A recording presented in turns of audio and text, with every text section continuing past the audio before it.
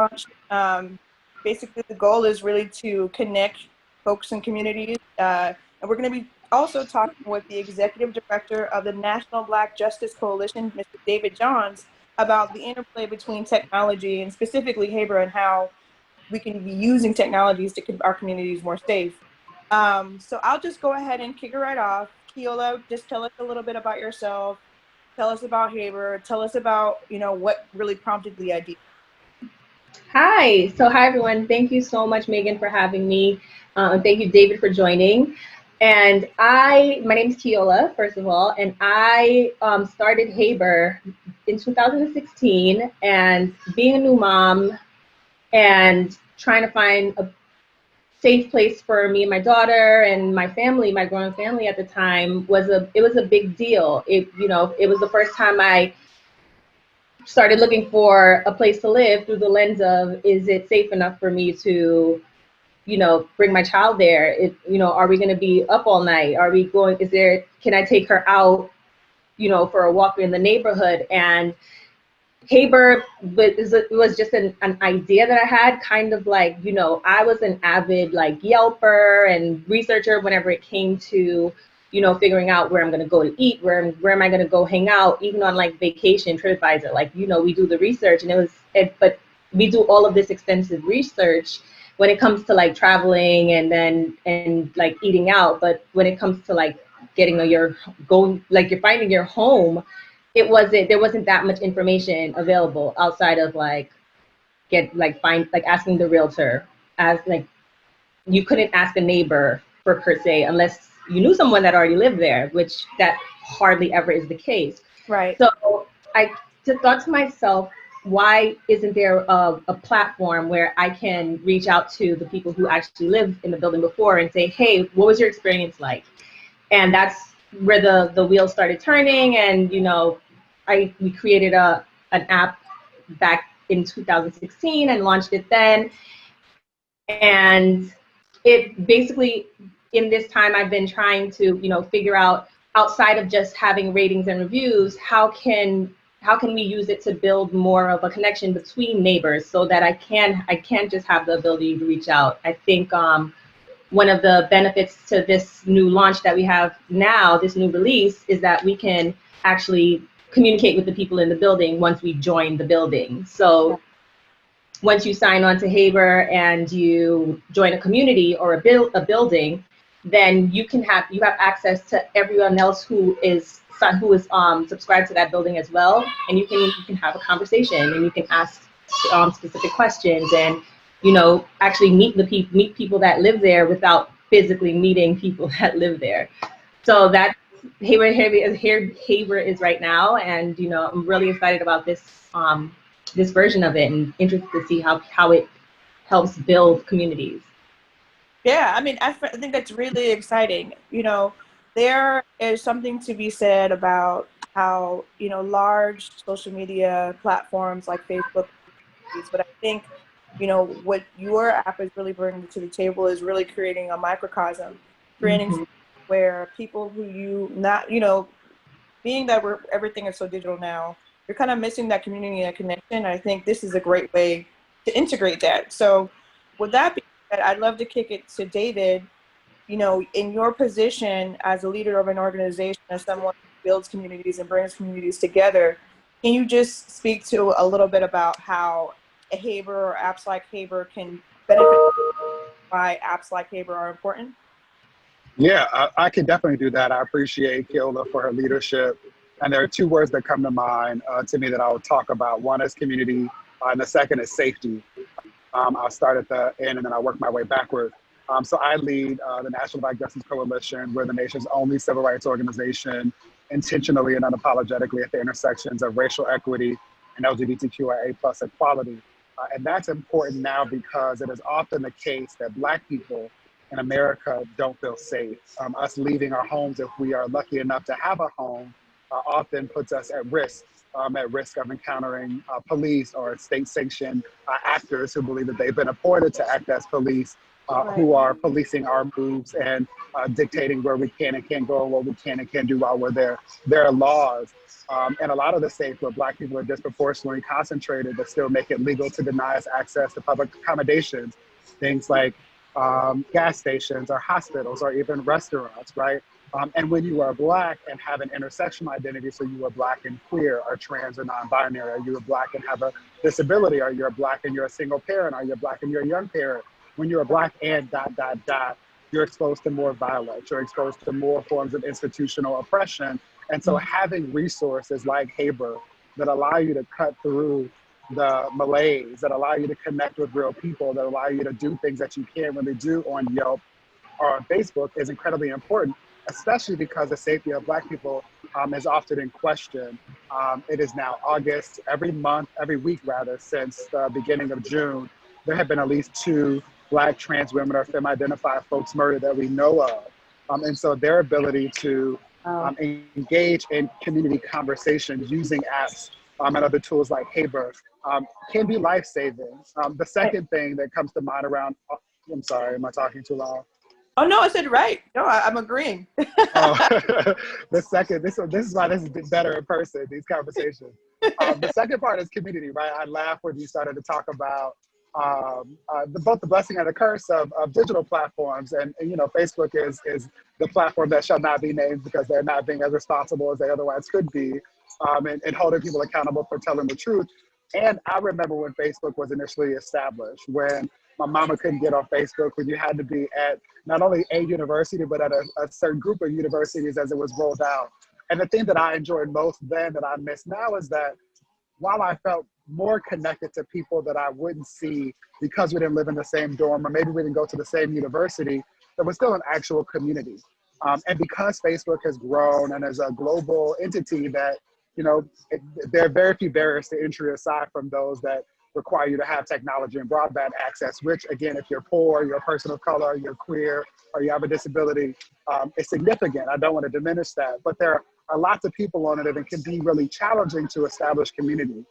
There are similar apps, Kiola and I were talking about this, that will allow you to ask questions of people in a vicinity or in a community, but not one that allows you to ask the kinds of questions that you otherwise might want to ask your neighbors. And so as we think about what it means to live under quarantine still in this pandemic caused by COVID and the related crises that so many of us are experiencing, having tools like Haber are incredibly important. Absolutely. And I think another part of that conversation, you know, once again, speaking about the platform that we're not naming right now, but, you know, that's a huge platform. That's a huge company, multi-billion-dollar company. And I think that another part of this discussion really should talk about Kiola and the representation that she brings to the table. You know, I worked with some women on Capitol Hill on a roundtable for women tech founders, and the data that we found was really disheartening. When we talk about venture capital, we talk about representation of women in tech, and then also Black women in tech. The numbers are startling. Can you just both talk a little bit about, you know, for example, how, you know, apps like Haber are basically stepping into the future, connecting community in the context of the way that the world is moving, and why that ties to why it's so important for more people like Kiola to have the opportunity to be properly invested in? So thank you for asking that. My experience actually, you know, like I said, I've been doing this since 2016, and you know, the times that I've, you know, pitched and, you know, met with investors, I've always been the Black person or the Black woman in the room. And it's, you know, it's challenging because we, like, even coming into it, you know, that's going to be a hurdle that you face. And that a lot of times the people that are sitting on the other side of the investor desk is, you know, they don't look like us, you know. And so it's almost like you have to build that credibility. And a lot of times it's like, well, even I'm like, I'll tell you, I'm not from, like, I don't have a tech background. Like I come from media. All of my experience has been in media and project management. But you know, I'm also like, I did, you know, I've had a lot of experience. You know, I'm very experienced. Like I have a lot of tech information, because I do study a Right. significant amount. And, you know, because like I said, I built this from the ground up. Like I didn't essentially know how to sit there and wireframe when I first started, but that's something that I learned. And I sat there and I drew everything out, and I, you know, studied how an app should function, and I created the whole the user journey. Like that's stuff that I had to do on my own. But, you know, so a lot of people are just, you know, even investors are like, well, you know, she's not from Silicon Valley. She didn't do this. Like, it's almost like you have to start from behind the eight ball. And it was, you know, for me, there was a level of like imposter syndrome. I think we experienced that a lot, especially, Right. you know, everyone is already saying that they don't have as much faith in us as they do. And then we kind of take a little bit of that on, even if we know our capabilities. And it was disheartening in the beginning, but seeing how far the app has come, seeing how, and just understanding the value in what I am trying to build, that's kept me going. And but it's hard. It's difficult to see that we are such a small percentage of the companies that get invested in. But I choose not to focus on that too much, because I do know a lot of Black women in tech and entrepreneurs that have been successful, and those are the people that I follow, I reach out to, I build connections with, because they understand. And I'll say Black women reach back. They do. Like I talk to like somebody that I reach out to is like Angela Benton. She's incredible.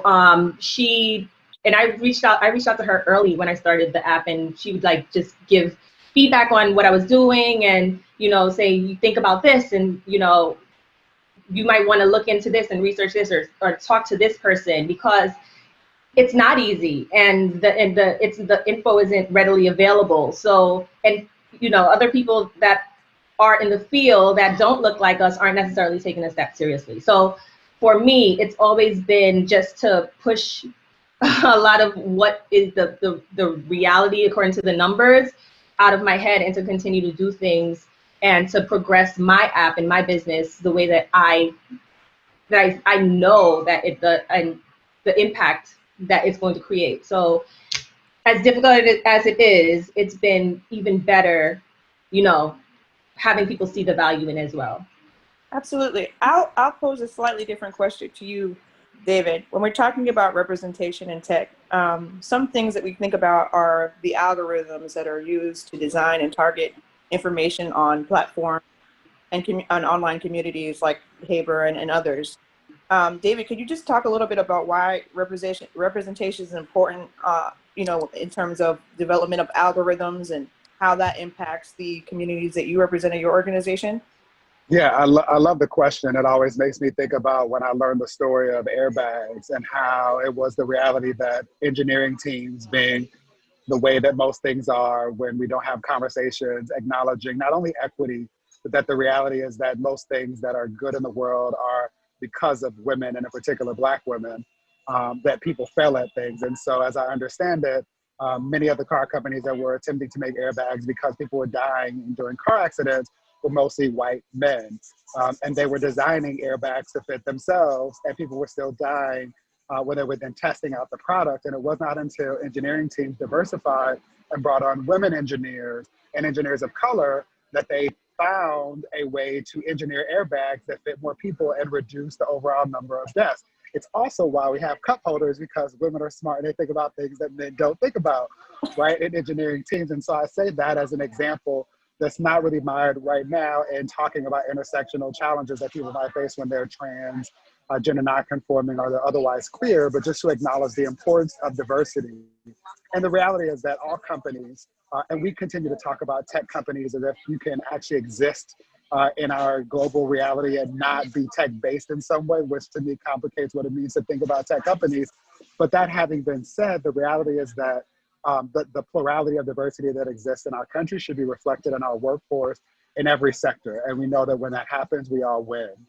The other thing that I think is really important to your question about algorithm development and what this means for diversity is that when tools, when algorithms, when apps, when user experiences are designed with diversity accounted for, and I mean diversity with capital D, right? Right. Not just again with regard to sexual identity, gender orientation, or expression, but thinking about people who have disabilities. Many Black people have disabilities because we were born with them or we've been made to have them as a result of the anti-Blackness and white supremacy. And so having those considerations be a part of the process from the beginning means that once people, diverse people, are able to access the app, they will then find a place for themselves in it. It also will reduce the likelihood of algorithms being misused or being used in ways that trigger people or otherwise cause additional harm, which is something that's incredibly important when you think about the experiences of people who are, again, Black and queer, trans, or non-binary, thinking about algorithms or even thinking about language that might not be sensitive to pronouns or diverse forms of gender expression or just diverse forms of being. Will make it so that people don't feel a part of a community and otherwise are unable to use an app that's supposed to be designed for them to celebrate community and otherwise feel safe. Absolutely.